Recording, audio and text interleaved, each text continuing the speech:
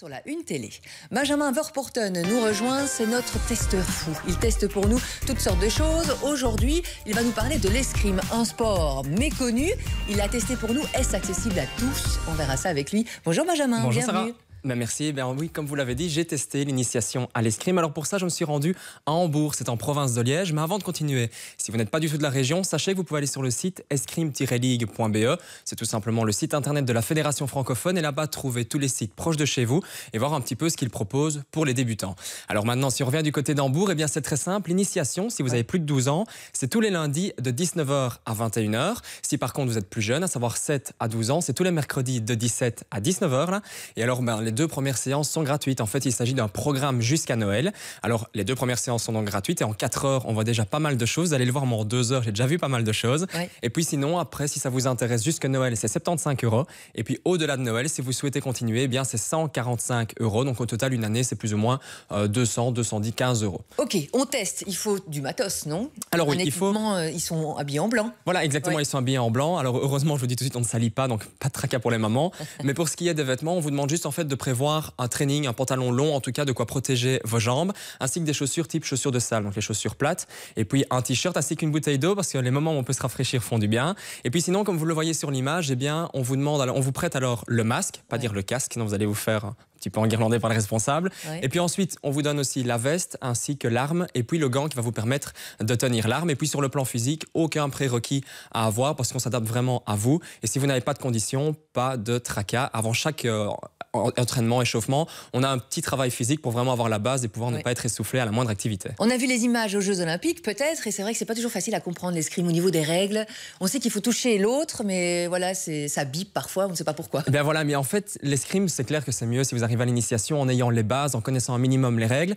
Mais sur place, en fait, on vous apprend les règles tout en vous expliquant les jeux. Donc c'est assez pédagogique. On n'a pas une demi-heure de séance théorique. Ici, par exemple, on vous dit, bien, on va travailler les déplacements. Veillez bien à vous déplacer de manière très droite, tout simplement parce que le terrain fait 1,5 m ou 2 mètres de large. Donc du coup, hop, on a une information théorique et c'est comme ça tout le long. Donc c'est vraiment très pédagogique. On apprend les règles en jouant et surtout, on met tout de suite les règles en application. Et comment ça s'est passé? Alors, vous avez testé pour nous? Ben oui, je l'ai testé pour vous. Donc après l'échauffement, on a tout simplement appris à prendre la position de base, qui est la garde, et puis la marche et la retraite. Et vous allez voir sur les images à quoi ça ressemble. On avait un petit jeu, en fait, où nous sommes à une certaine distance du maître d'armes, Priscilla, et chaque fois qu'elle recule, nous devons avancer pour toujours garder la même distance. Alors vous voyez qu'on se déplace d'une manière un peu particulière, un petit peu comme un crabe.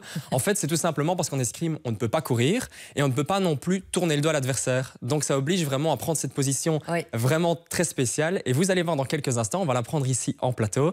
Vous allez sentir que c'est pas super agréable. Comment ça? Mais parce qu'on est toujours aussi sur les cuisses. Oui, et puis il y a une position au niveau du dos qui est pas super, qui est assez particulière. On doit vraiment avoir le dos plat. Donc si vous êtes prête, on peut le faire maintenant. Oui. Prendre la position. Donc en fait, c'est très simple. Vous allez écarter les jambes à hauteur de vos épaules. Donc les pieds, voilà, autour des épaules. Est-ce que vous êtes droitière ou gauchère? Droitière. Donc on va faire comme si vous avez l'arme dans la main droite. Sauf qu'au lieu d'attaquer l'adversaire face à vous, il faut l'attaquer de côté. Comment ça de côté? Comme s'il était en fait par là. Par là. Oui, voilà. Mais vraiment se mettre parallèle à l'adversaire pour lui offrir le moins. C'est l'égyptienne. C'est vraiment lui offrir. En fait, on doit vraiment être comme ceci pour lui offrir le moins de surface possible. Voilà. D'accord. Et puis au niveau des pieds, pour le moment. Il est où l'adversaire? On va dire qu'il est à hauteur de la caméra, par exemple. D'accord. Voilà. Okay. Donc il faut bien se mettre parallèle à lui pour vraiment lui offrir le moins de surface possible. Là, justement, vous êtes trop de face. Donc il faut. Voilà, exactement. Alors vos pieds, pour le moment, sont parallèles l'un à l'autre, comme ceci. Celui qui est le plus proche de l'adversaire, donc le droit, doit pivoter à 90 degrés, comme ceci. Attendez, le droit. Le droit, c'est celui. Le droit, c'est celui où vous avez l'épée, voilà. Et puis on descend légèrement sur les genoux. Hop. Et puis le dos doit être bien droit, et donc le bras doit légèrement ressortir pour en fait avoir vraiment comme si on était parallèle à un mur. D'accord. Et alors le coude, lui, doit être à l'équivalent d'une main des côtes. Et donc voilà, ça c'est la position de base. Plus ou moins prise en quelques secondes. C'est pas la position la plus naturelle. C'est pas la position la plus agréable. Et puis en plus, elle est super importante pour se déplacer parce que si vous voulez marcher, eh bien votre pied droit, qui est le plus proche de l'adversaire, eh bien il avance le premier et puis c'est le pied gauche qui rejoint après. Voilà. Et puis tout simplement, pour reculer, c'est l'inverse. Voilà, en quelques secondes, on vient d'apprendre les déplacements ainsi que la position de la garde, comme on appelle ça. Et donc, c'est la première chose qu'on apprend durant l'initiation. Donc, rien que 2 minutes, l'épaule, elle en prend un coup, là. Il faut un petit peu prendre l'habitude, mais comme il le disait, à force de pratiquer, ça vient naturellement. Nous, par exemple, au début, on corrige constamment, alors que là, on le prend assez vite. Et puis, un autre point positif dans cette initiation, c'est tout simplement qu'on met les anciens avec les nouveaux. Donc, on a constamment un feedback, constamment, on est corrigé. Pas l'obligation d'avoir le maître d'armes qui circule. Et puis, enfin, il y a un énorme respect. Ça, j'ai vraiment été impressionné. Même à l'entraînement, avant chaque combat, avant chaque affrontement, ils se saluent. Ouais. Ils ont vraiment un respect, ils se serrent la main après. Donc ça, je trouve ça assez important dans le sport aujourd'hui. Et puis après, il y a le toucher. Il faut aller piquer l'adversaire. Oui. On verra ça avec vous. Dans la deuxième partie, exactement. Oui, avec une caméra sur la tête, etc. Et donc, on va sentir un petit peu les effets. Oui, j'ai eu un peu peur d'ailleurs pour ma caméra parce que un coup comme ça. Un coup d'épée et clac. Elle n'est plus là, la caméra. Là, pas de sable pour l'escrime. C'est ce que vous avez testé pour nous ce matin, Benjamin. Là, on est habillé tout de blanc. Alors, on a vu les positions un peu particulières pour l'escrime, où il faut être un petit peu de profil. Exactement. Face à l'adversaire, enfin, profil à l'adversaire, du coup. Pour offrir le moins de surface à l'adversaire, finalement, et éviter d'être touché. Alors, on a vu les déplacements. C'était aussi l'initiation du côté d'Hambourg. Et je n'ai pas donné leur site internet tantôt, donc c'est www.escrime-hambourg.be. Alors, une fois qu'on a appris les déplacements, eh bien, vient le moment d'apprendre les quelques mouvements avec l'arme. Alors, vous allez voir sur la vidéo, on a appris l'attaque.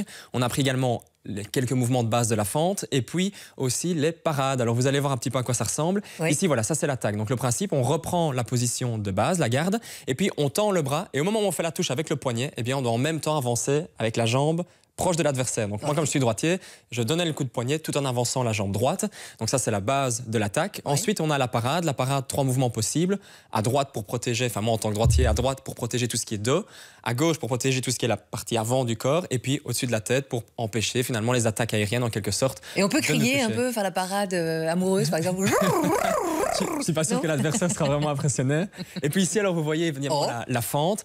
Et la fente, en fait, c'est tout simplement toucher l'adversaire en essayant de s'étendre un maximum pour ne pas non plus trop se rapprocher de lui. Donc si on vient trop près, forcément, on va un petit peu offrir la touche à l'adversaire. Et ici, il faut vraiment s'étendre à fond. Il y avait un petit jeu. C'est vous simplement... avec le legging noir. Oui, exactement. Ouais. D'accord. Très sexy comme legging d'ailleurs. Si en fait vous touchez l'adversaire avec une fente, ici le petit jeu c'était on essaye de toucher l'adversaire et lui n'a pas d'arme, rien du tout. Et lui s'approche le plus possible. Et quand nous on fait la fente, il doit reculer pour éviter d'être touché. Alors on compte les points comme ça et puis on échange. Donc c'est un petit jeu didactique pour apprendre. Et la fente, c'est quoi exactement? C'est vraiment ce mouvement où on s'étend un maximum pour toucher l'adversaire, où on se retrouve vraiment quasiment dans une position d'étirement, quoi.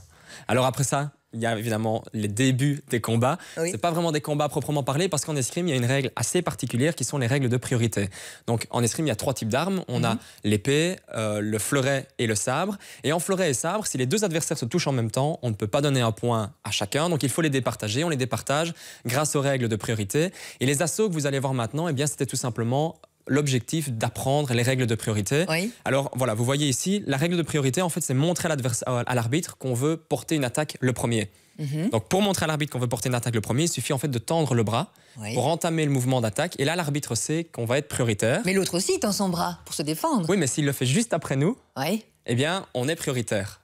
Oui, c'est très technique. C'est très technique. Et puis, si on attaque, soit on touche, et donc on a le point, soit il contre, et là, alors d'office, il récupère la priorité, et lui va pouvoir porter une attaque. Et c'est pour ça qu'on ne comprend rien à la télévision quand on regarde. Exactement. Mais même sur place, nous, c'était très lent, parce qu'il faut le temps vraiment d'assimiler la règle. Il faut savoir qu'une fois, forcément, qu'on a un peu l'habitude, ça va très vite. C'est pour ça que les combats sont très nerveux chez les professionnels. Et même les jeunes avec qui on était lors de l'initiation, il y avait une certaine rapidité dans les combats, que nous, forcément, c'était attention, je vais porter mon attaque, hop, on avance, on essaye. Et puis l'adversaire dit, tu as échoué, c'est à mon tour. Mais ça permet vraiment d'avoir un super aperçu du sport. Franchement, on s'est super bien amusé. En 2 heures de temps, vous avez vu tout ce qu'on a quand même malgré tout pu faire. C'est pour quel genre de personnes? C'est pour pas les plus patientes, imaginons, parce que techniquement, il faut quand même être au point avant de pouvoir s'amuser un peu, non? Non, vraiment, on a un accès assez rapide. En fait, il suffit vraiment de cette quelques bases pour déjà prendre énormément de plaisir. Alors c'est clair qu'une fois qu'on a la technique, qu'on a l'habitude de jouer et surtout qu'on a une excellente condition physique parce que c'est très nerveux comme sport, là alors on est vraiment parti sur... je veux dire presque un très bon niveau. Mais ici, déjà, avec nos bases à nous, ce qu'on avait appris, on a déjà pu prendre du plaisir, vraiment voir un petit peu les aperçus des combats, etc. Donc franchement, on s'est super bien amusé. On peut démarrer à quel âge? Rappelez-nous.